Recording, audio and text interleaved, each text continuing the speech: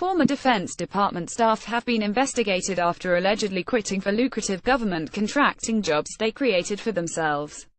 A whistleblower made the allegations of fraud and corruption in April last year in an anonymous email sent under the Public Interest Disclosure Scheme.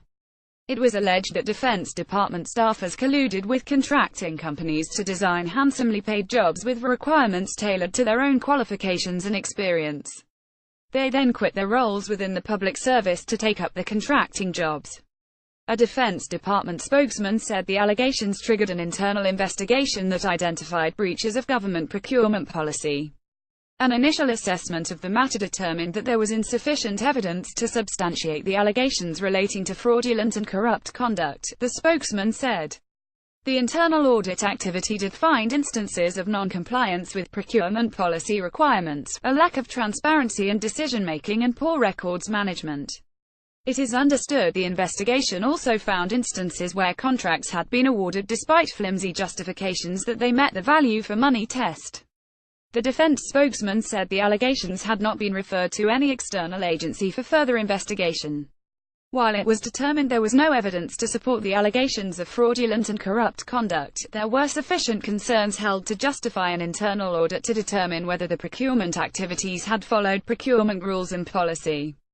The internal investigation did not make any adverse findings against any individual employee, the spokesman said.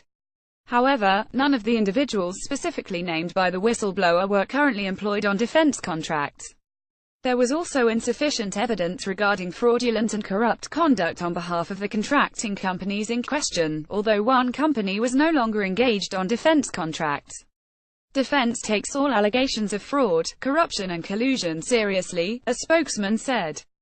Defense has a robust and comprehensive program in place to prevent, detect and respond to fraud and corruption involving the department. In 2001,516, the Defense Department reported the largest yearly contract spend of any agency within the public service.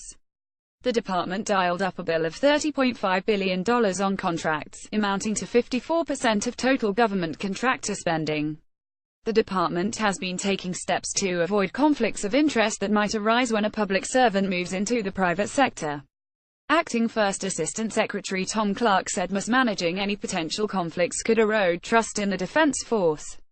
Current and former officials of defense are custodians of our special reputation in the Australian community, he told the Navy News. Through our actions we can build, or erode, that reputation.